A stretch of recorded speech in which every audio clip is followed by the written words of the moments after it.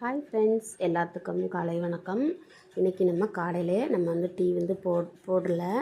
அதுக்கு பதிலாக இங்கே பாருங்கள், நான் இதில் தான் தயிர் நான் ஊற்றி வச்சுப்பேன். எப்போதுமே தயிர் எங்கள் வீட்டில் கொஞ்சம் ஸ்டாக்கில் இருக்கும். எனக்காவது ஒரு நாள் தான் மிஸ் ஆகும். நான் இன்றைக்கி 2 நெல்லிக்காய் எடுத்திருக்கேன். பெரிய நெல்லிக்காய், ஒரே ஒரு பச்சை மிளகாய், ஒரு துண்டு இஞ்சி, கருவேப்பிலை, இது புதினா, மல்லி எல்லாம் எடுத்து வச்சுருக்கேன். இதை வச்சு நான் ஏற்கனவே ஒரு வீடியோ போட்டிருப்பேன், நெல்லிக்காய் மோர் செய்கிறது அப்படின்னு சொல்லிட்டு. அதில் நான் கொஞ்சம் எக்ஸ்பிளைன் பண்ணாமல் எல்லாத்தையும் போட்டு அடித்து தான் நான் உங்களுக்கு சொல்லியிருந்திருப்பேன். இப்போது நம்ம இந்த எடுத்து வச்சுருக்கிற பொருள் எல்லாத்தையும் நல்லா கழுவிடலாம். நல்லா கழுவிட்டு நம்ம யூஸ் பண்ணிக்கலாம்.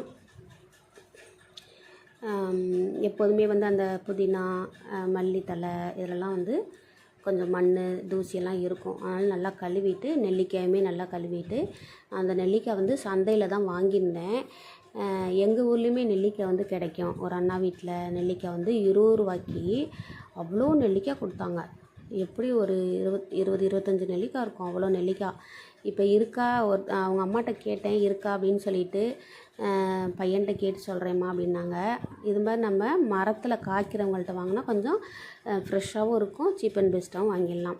இப்போ இந்த நெல்லிக்காயெல்லாம் நான் சின்ன சின்ன துண்டாக நான் சின்ன சின்ன பீஸாக நான் கட் பண்ணிக்கிறேன். இந்த கொட்டையை போடக்கூடாது, கொட்டை எடுத்துடணும். சின்ன சின்ன பீஸாக கட் பண்ணிவிட்டு நம்ம நெல்லிக்காய் மோர் செஞ்சிடலாம். நெல்லிக்காய்க்கு ஒரு ஸ்பெஷல் ஒரு நேச்சர் இருக்குது. என்னென்னா, விட்டமின் சி அதிகமாக இருக்குது நெல்லிக்காய். நம்மளுடைய அந்த இளமையாக இருக்கிறதுக்கு முக்கியமான ஒரு கண்டென்ட் அதில் இருக்கிறதுனால நெல்லிக்காய் அதிகமாக சாப்பிட்றவங்களுக்கு நோய் எதிர்ப்பு சக்தி நோய் எதிர்ப்பு சக்தி அதிகமாக இருக்கும். அதேமாதிரி சீக்கிரமாக அவங்களுக்கு முடி நரைக்கிறது, இந்த மாதிரியான ஹெல்த் பெனிஃபிட்ஸ்லாம் நமக்கு நல்லா கிடைக்கும். இதை இதில் நம்ம அந்த கழுவி வச்சுருக்கிறது எல்லாத்தையும் போட்டு நெல்லிக்காயோட போட்டு நல்லா சேர்த்து சும்மா லைட்டாக உப்பு போட்டு ஃபஸ்ட்டு அரைச்சிக்கிறேன். அதுக்கப்புறம் அதில் தயிர் கொஞ்சம் சேர்த்து தண்ணி கொஞ்சம் மிக்ஸ் பண்ணி நல்லா அரைச்சிக்கலாம். சிம்பிள் தான், ஒரு 2 செகண்டில் நம்ம செஞ்சிடலாம். அவ்வளோதான். நெல்லிக்காய் மட்டும் ஒரு 2 இருந்தால் போதும்.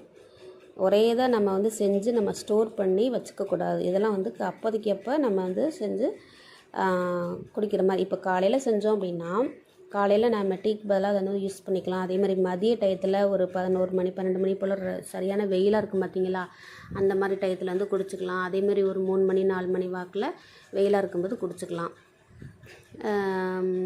குழந்தைங்களுக்கு கொடுக்கும்போது கொஞ்சம் ஜில்லுன்னு இல்லாமல் கொஞ்சம் கூலி கம்மியாக கொடுத்தா நல்லாயிருக்கும். நேற்று எங்கள் பெரியப்பார் பையன் மேரேஜுக்கு பெரம்பலூர்லேருந்து வந்திருந்தாங்க. பெரம்பலூர்லேருந்து கொஞ்சம் உள்காடு இறங்கினாபுரம்னு சொல்லிட்டு ஒரு 10 பேர் எல்லாம் காரில் வந்திருந்தாங்க.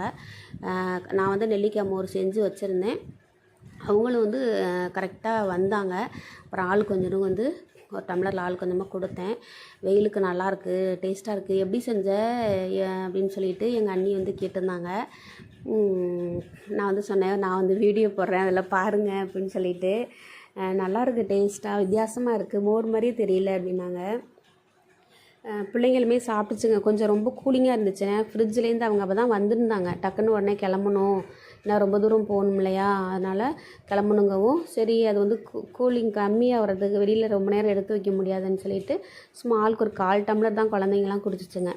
அப்புறம் அவங்களாம் குடித்தாங்க. குடிச்சிட்டு எங்கள் வீட்டில் நன்னாரி சர்பத்தும் வச்சுருக்கேன். நம்ம வீட்டில் எலுமிச்சை மரமும் இருக்குது. சரி, சர்பத்துனாவது போட்டு கொடுக்கலாம் அப்படின்னா, இல்லை டைம் இல்லை, நாங்கள் உடனே கிளம்பணும் அப்படின்னு சொல்லிட்டு அதனால தான் நான் மோர் டக்குன்னு எடுத்து கொடுத்தேன். நான் எங்கள் வீட்டுக்காரருக்காக செஞ்சு வச்சுருந்தேன்.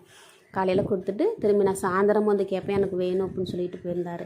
சரி, நம்ம எப்போ வேணாலும் செஞ்சுக்கலாம் தானே அப்படின்னு சொல்லிட்டு நான் அவங்களுக்கு கொடுத்துட்டேன். அப்படியே தோசையும் சுட்டு நம்ம சாப்பிட்டுட்டு பால் கொஞ்சம் தயிர் கொஞ்சமாக தான் இருக்குது, பால் கொஞ்சம் இருக்க பாலை நம்ம நல்லா காய்ச்சி தயிர் ஊற்றி வச்சுக்கலாம் அப்படின்னு சொல்லிட்டு வச்சுருக்கேன். இதேமாதிரி நம்ம வீட்டில் கிடைக்கிறத வச்சு நம்ம பெஸ்ட்டாக நம்மளோட இந்த சம்மர் சீசனை நல்லா